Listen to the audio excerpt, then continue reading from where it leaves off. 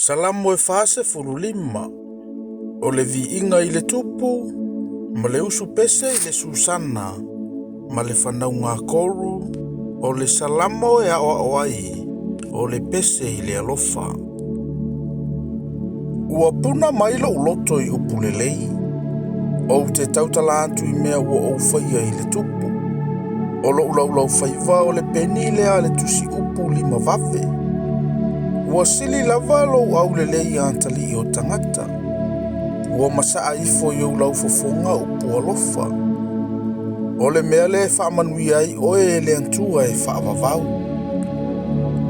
I nā fusi ia lau pelu i lo vai.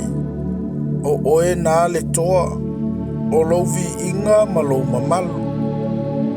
O lo mamalu foi e eti ai le manu ma le manuia. Ono le upu moni, ma le anga malu, ma le ami o tonu. Ia aoa o ina foi oe lo wa au tau matau i mea matau ti ai. E maa ai au whana. E pa au waitangata i ante oe. E tui ai loto e whaia le tupu mo lantou fili.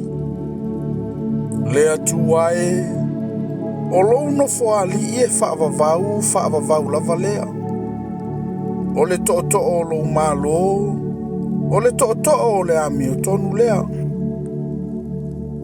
Ua e fina ngalo i le ami o tonu, ma e ino i le ami o leanga.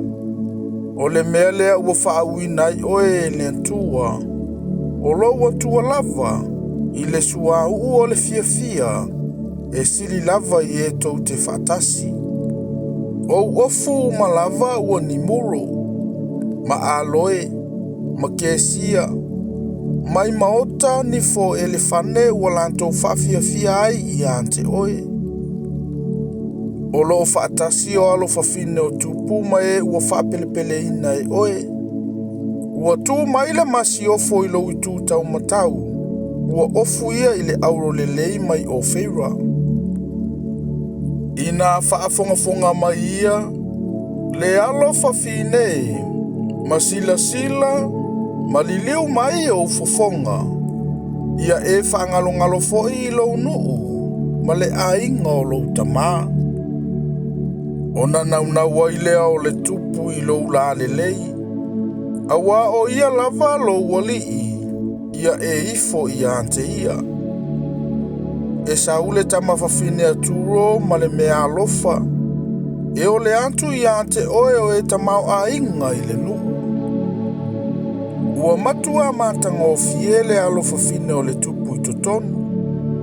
Ua te ualo na ofu i le auro. E taita ina o ia i le tupu ma o na ofu lanu ese. O ana uo, o tau paua e muli antu i ante ia. E au maia i lantou i ante oe. E taita ina i lantou ma le fia ma le oli. E ulu fale atu i lantou i le maota o le tupu. E suia o tamai o walo. E te tofia i lantou e fai mali i sili le lalolangi uma.